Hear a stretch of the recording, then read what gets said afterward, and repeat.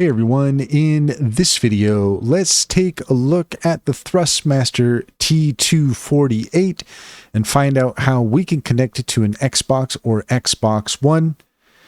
In order to do so, here we are at support.thrustmaster.com and we have the T248 here. You can find all your manuals and drivers. And in order to connect the Thrustmaster T248 to an Xbox or Xbox One with Cider AI, we can find out here that all you have to do is plug the USB cable from the wheel into the console and connect the power supply to the wheel. The wheel should then calibrate itself.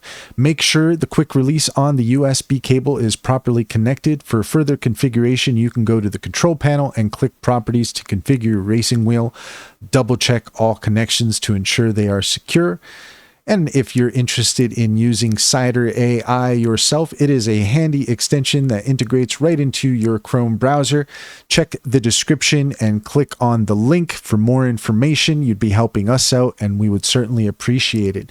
That's all there is to it. If you found this video helpful, please leave a comment and like and subscribe. And don't forget to set your notifications for more helpful tips.